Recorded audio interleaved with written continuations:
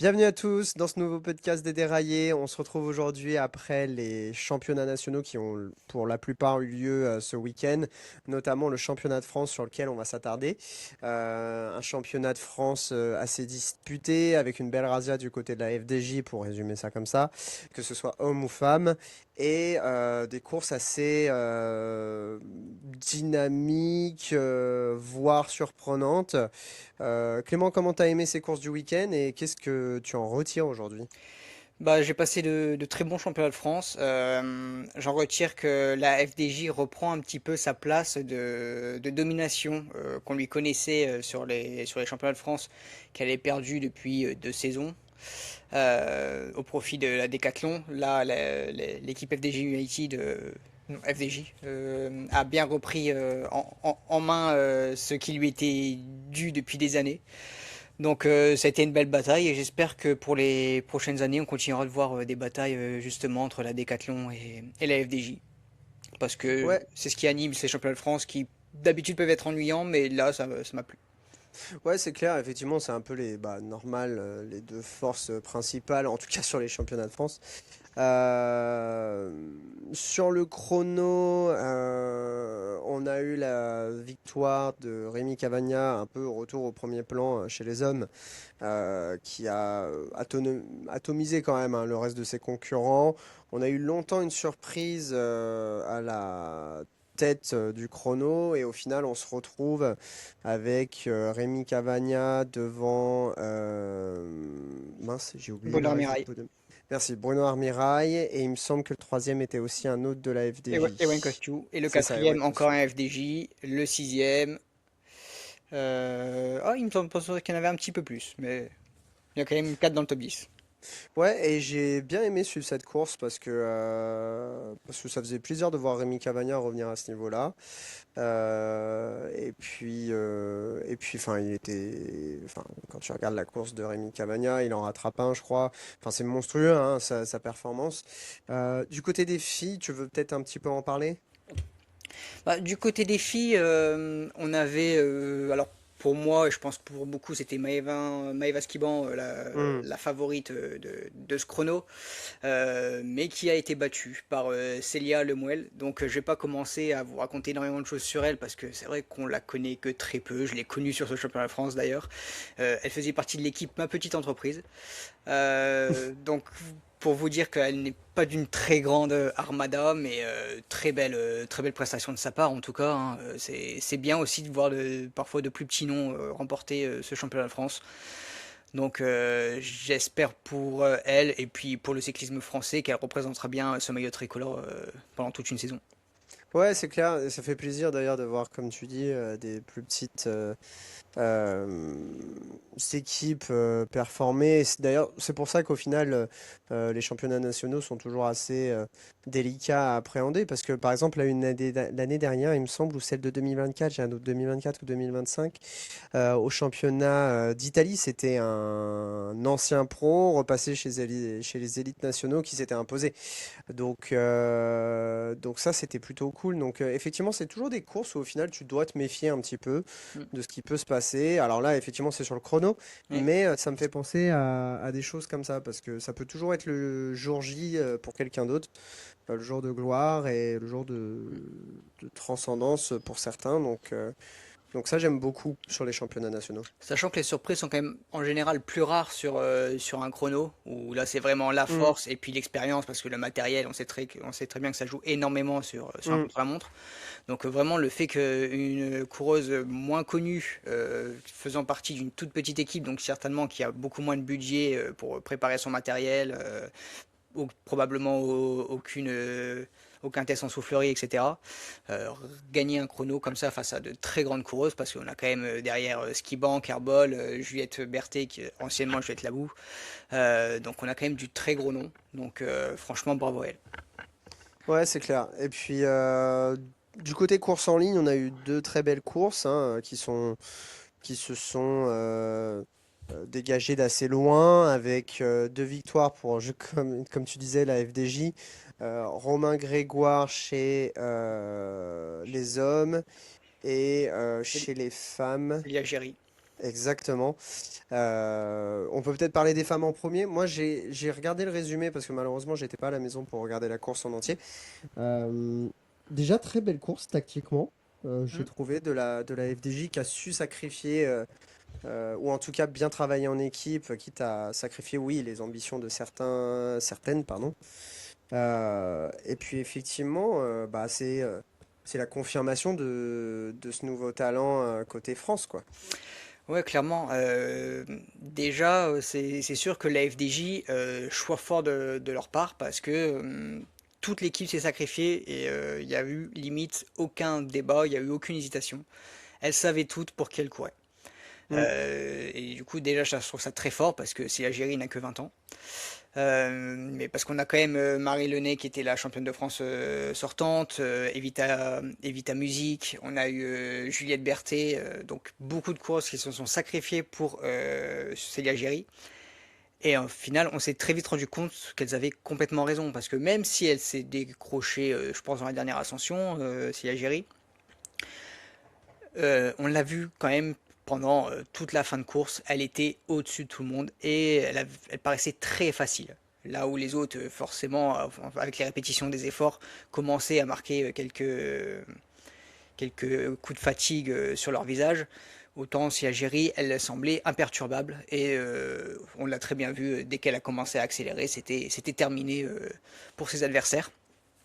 Et donc, faut bien le rappeler, elle a que 20 ans. On l'a découverte vraiment au groupe, on va dire le grand public ou moyen public, parce que ça reste quand même les passionnés de vélo qui la connaissent sur les championnats du monde à espoir la saison dernière.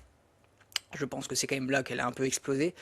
Euh, à seulement 20 ans, on parle beaucoup de Paul Sexage chez les hommes, mais la prestation qu'elle a faite, ce qu'elle fait depuis justement les championnats du monde de l'année dernière, je trouve ça très impressionnant et ça ne m'étonnerait pas que ce soit vraiment le porte-drapeau du cyclisme féminin dans les années à venir. Je pense qu'on a encore Pauline actuellement et puis des coureurs comme Kerbol, Maëva Skiban, etc. Qui représentent encore bien la France, mais si l'Algérie, je pense, va faire très très mal dans l'avenir pour le cyclisme français. Ouais, et puis pour le coup, elle est bien entourée déjà au niveau français au sein de la FDJ, mais elle a aussi un bel exemple avec par exemple Demi Vollering qui est de 8 ans son aîné. Je pense que tu apprends aussi auprès des meilleurs et le fait d'être directement dans l'équipe de potentiellement, en tout cas la coureuse la plus complète du calendrier, la plus performante en tout cas depuis ce début d'année, ça t'apporte je pense beaucoup et beaucoup de certitude notamment. Oui, bah clairement, en fait, c'est l'Algérie est un génie qui est arrivé dans l'équipe avec, oui, probablement la meilleure coureur du monde depuis le début de saison en tout cas. Après, il peut y avoir quelques débats, mais hein, Demi Vollering est juste exceptionnel cette saison et il était aussi les saisons d'avant.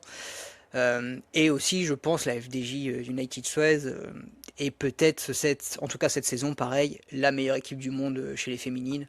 On peut un peu débattre avec la UAE, mais pour moi, la FDJ est un peu au-dessus en termes de résultats cette saison. Je suis assez d'accord. Et concernant la course garçon, donc on a eu la victoire de Romain Grégoire devant Paul Lapera et j'ai oublié le nom du coureur de la Total Energy. C'était. Attends, je vais regarder. Delbov, il me semble. Oui, Delbov. Je crois que c'est Delbov. Ouais, c'est ça, Delboeuf. Donc effectivement, la course était assez cool aussi parce qu'elle est partie de loin. Là encore, très bon travail de la FDJ pour Romain Grégoire. Donc là aussi, nerf d'acier parce que bah, tu mises que sur une seule carte, Mm. malgré le fait que tu en avais peut-être plusieurs. Il y avait du client en face avec Paul Lapera qui a déjà été champion de France, Joris Delboff qui est quand même assez rapide au sprint aussi et qui passe mal les bosses. D'ailleurs, il est pas loin de passer avec. Oui. Bon, il est pas loin à 5-10 secondes, mais ça se joue à pas grand-chose. Moi, ce qui m'a impressionné, c'est surtout bah, sur la dernière bosse, c'est Romain Grégoire qui emmène du pied et qui sort en tête. C'est-à-dire que l'attaque qu'il fait, il l'a fait du devant du paquet. Il surprend personne, il accélère le rythme et puis paf, quoi. Oui. Donc ça, j'ai trouvé ça génial. Moi, j'ai beaucoup aimé le parcours aussi, parce qu'au fait, il était parfait pour surprendre, et j'ai aimé l'aspect un peu toboggan. Ça monte, ça descend, même l'arrivée, elle est un peu technique. Alors certains diront que c'était peut-être d'ailleurs trop technique, avec des virages qui s'enchaînent, etc. Moi, j'ai trouvé ça cool. comme parcours. Donc à suivre mais, pour les prochaines éditions. Mais en tout cas, selon moi, Dorian Godon était un très bon champion de France. En plus, il a gagné avec le maillot sur des courses UCI, ce qui est pas toujours simple pour un champion de France. Oui. Mais en termes de symbolique, ça fait plaisir d'avoir un coureur comme Romain Grégoire pour deux choses. Il est jeune, il est très performant en tant que puncher, et on sait que les punchers en ce moment ont la vie dure parce que maintenant les grimpeurs viennent aussi sur le terrain des punchers. Surtout, sur le podium, je trouve qu'il a transpiré la ferveur du cyclisme à la française. Il criait l'hymne national. Enfin, il était fier, très très fier, parce que c'était un très gros objectif dans sa carrière. Et franchement, ça m'a fait plaisir. J'espère qu'on va le voir sur le Tour de France avec de bonnes performances, que peut-être il glanera une étape, parce que voir un maillot bleu, blanc, rouge gagner sur le Tour, s'il y en a bien un aujourd'hui dans le peloton français, à part Paul Sexas, mais d'ailleurs on pourra parler des absents après, c'est Romain Grégoire que je vois bien s'imposer sur une étape du Tour. Ouais, clairement. C'est un coureur, bah oui, il a d'énormes qualités de punch. Il est encore très jeune, je crois qu'il a que 23 ans hein, au moment où il gagne ce championnat de France. Je sais pas quand est son anniversaire, à mon avis, il aura 24 cette saison. Euh, mais oui, donc c'est un coureur très jeune, a de très bonnes qualités de punch. Il est de plus en plus dans les avant-postes sur les courses UCI, euh, sur les courses World Tour, je veux dire. Ouais, coureur assez exceptionnel. Je pense qu'il peut gagner sur le Tour de France. Il en a le potentiel dès cette saison, parce que oui, comme on vient de le dire, il a un très gros niveau et en plus il est en grande forme. On l'a vu sur le championnat de France où pareil, un petit peu à l'image de Siageri, il paraissait quand même très facile par rapport aux autres.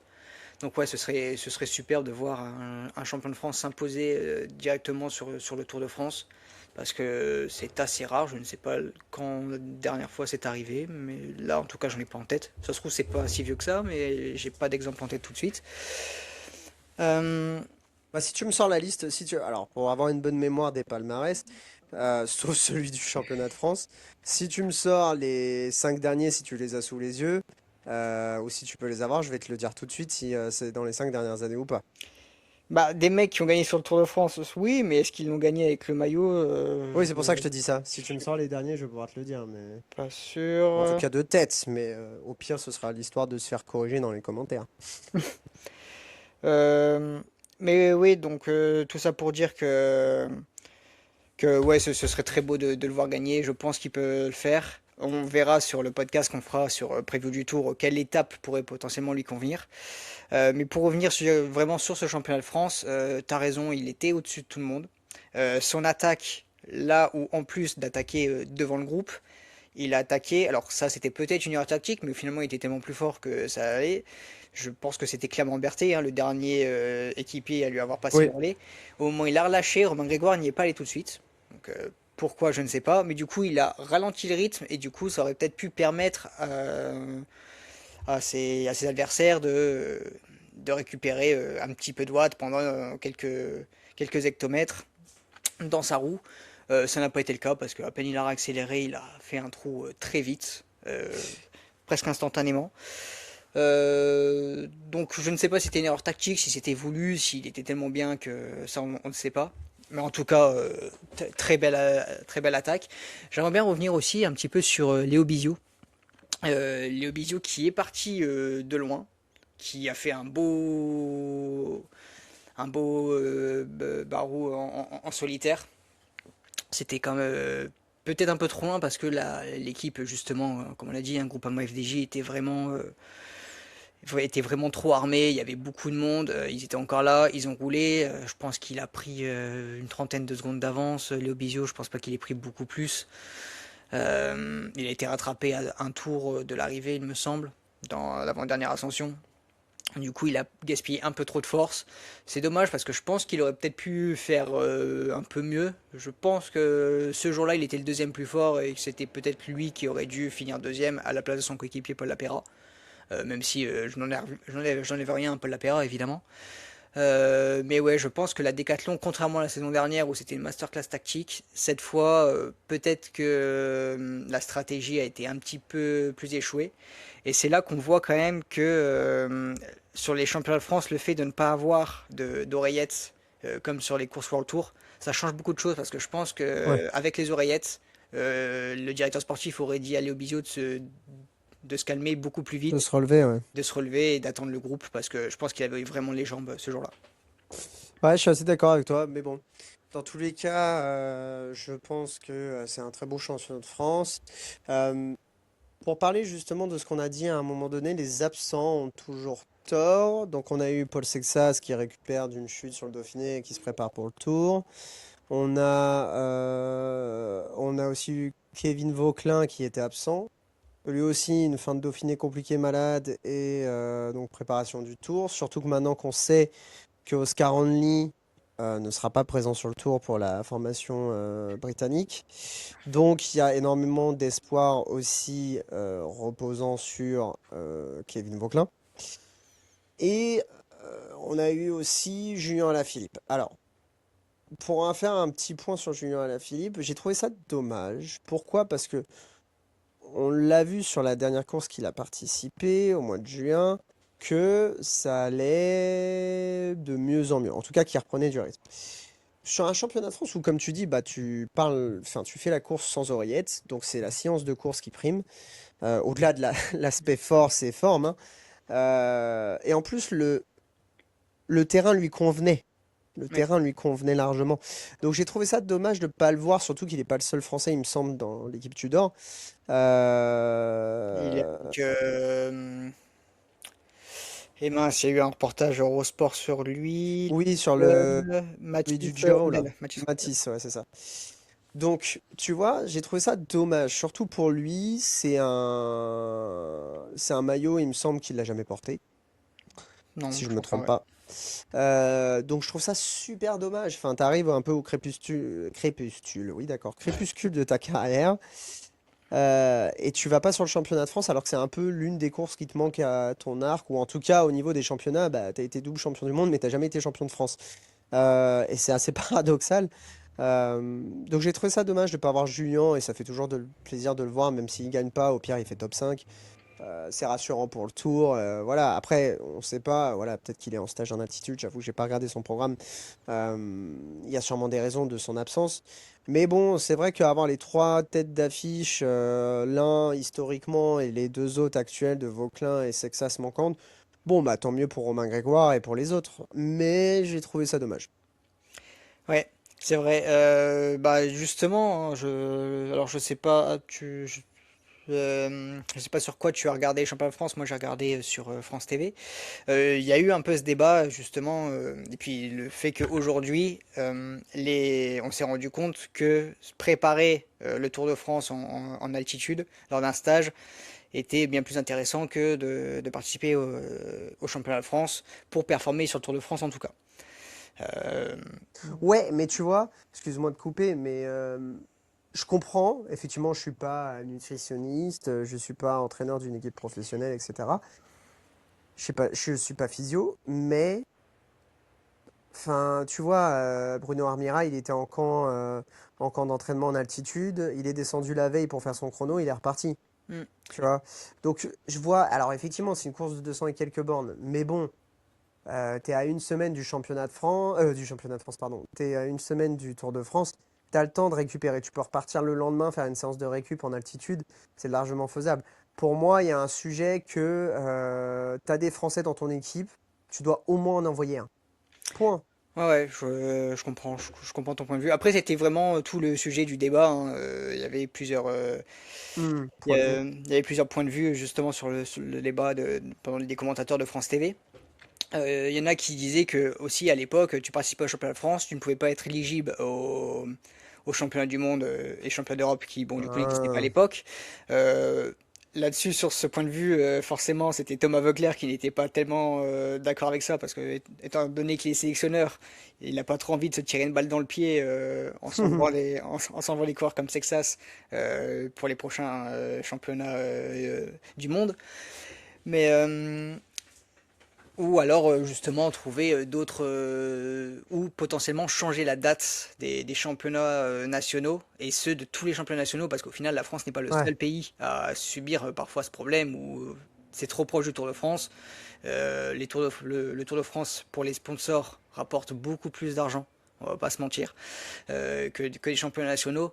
Donc évidemment, quand tu es une équipe, tu prépares ton coureur là où le sponsor risque d'être satisfait.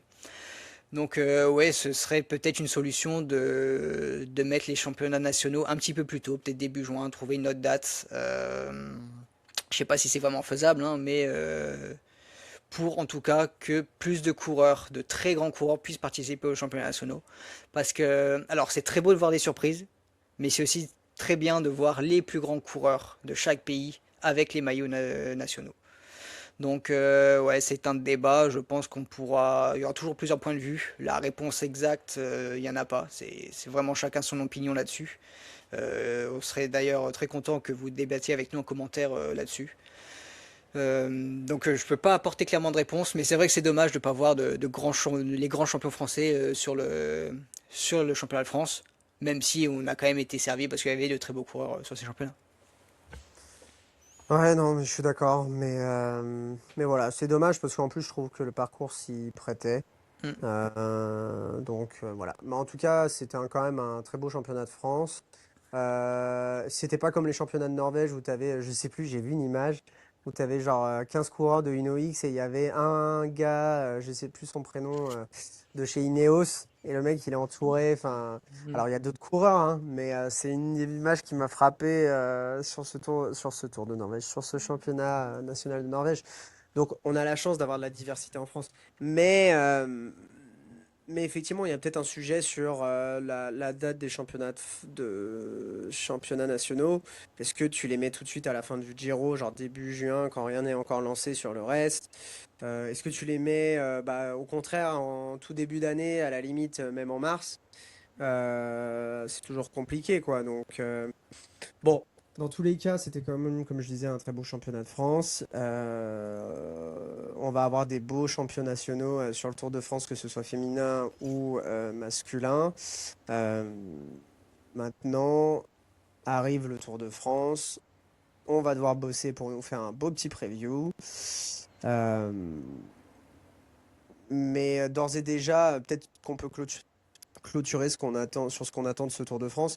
Moi, j'ai fait un point sur les équipes. On s'envoie d'ailleurs, toi et moi, les équipes formées l'une après les autres. Ouais. Moi, ce que je vois surtout, bon, déjà, il y a des équipes. En fait, tu te rends compte qu'il y a quatre équipes, allez, cinq, où alors oui, tu as une ou deux têtes d'affiche par équipe qui se dégagent, mais si ces deux têtes d'affiche seraient pas là, tu as toujours un mec que tu dirais, lui, il serait top 10.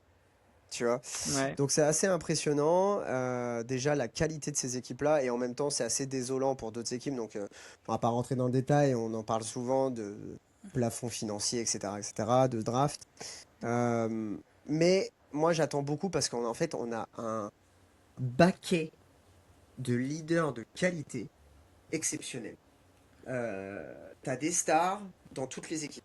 C'est pas, t'as un leader qui arrive et tu sais qu'il va performer et tu vises le top 10. Non, t'as une star, voire des stars, pardon, euh, dans plusieurs équipes.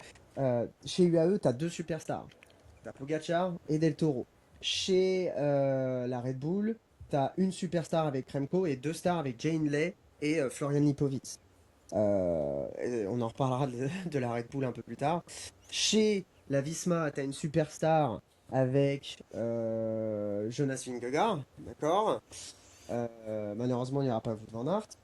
Tu as une superstar avec Paul Sexas chez la Decathlon, avec une petite star Richie Tello, qui Ouais. pourrait faire top aussi si Sexas n'était pas là, et ça se trouve, il va le faire quand même. Et j'en ai manqué une. Ah oui, t'as la Lidl Trek, qui, pour moi, à part la UAE, voire la Red Bull, pour moi, c'est l'équipe la plus complète. Elle est monstrueuse, cette équipe qui arrive Mm. sur le tour, parce que t'as une superstar comme Juan Ayuso, t'as une superstar avec Mats Pedersen. Pedersen, t'as une Et Moseux. star avec Skelmose, t'as une star avec Quinn Simmons. Pour moi, cette équipe, elle est incroyable. Alors, effectivement, elle gagnera peut-être pas le tour, mais ouah, elle fait rêver. Et t'as des mecs qui peuvent, enfin, cette équipe-là, ils peuvent sortir du tour avec 6 étapes, tu vois. Ouais, ouais, Donc, c'est clairement une équipe qui est capable de gagner un peu partout. On en reparlera vraiment dans le podcast ouais. preview. Mais tu vois, Mais c'est ça que j'attends. C'est qu'on a un bunch de favoris exceptionnels sur ce Tour 2026. Et moi, j'ai hâte de voir. J'espère qu'ils seront tous au niveau. Oui, il y en a qui se dégagent. Oui, il y en a qui attendent sur d'autres choses, qu'on attend sur d'autres choses. Mais waouh!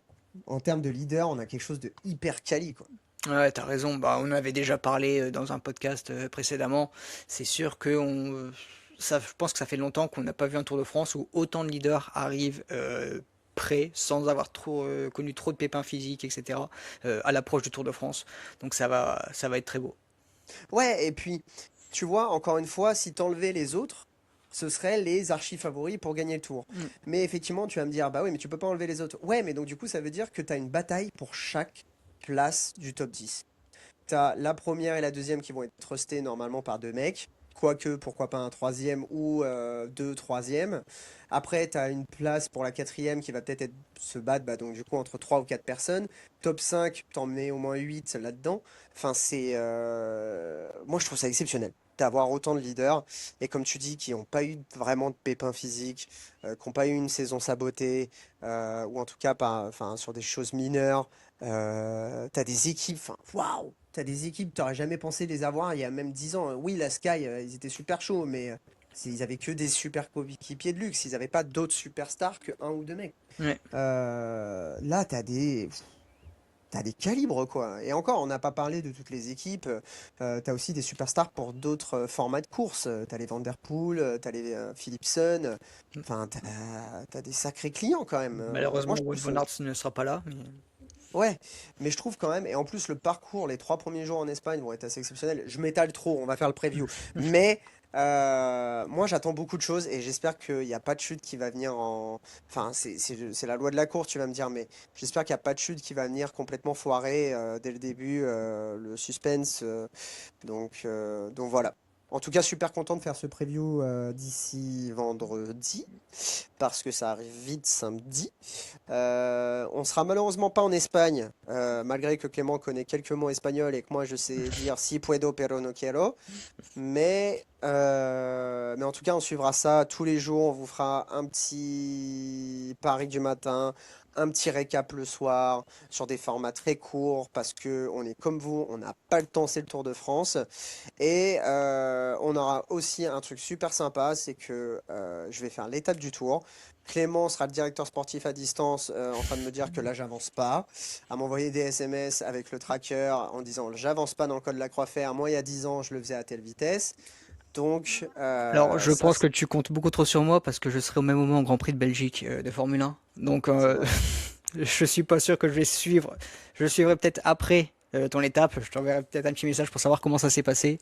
Il y a moyen que je sois pas encore arrivé hein, quand ça va se terminer, hein. C'est possible, oui. En tout cas, voilà, un mois de juillet qui va être super cool pour nous tous. On espère que ça vous plaira et moi je vous dis à bientôt et prenez soin de vous. Salut, à bientôt.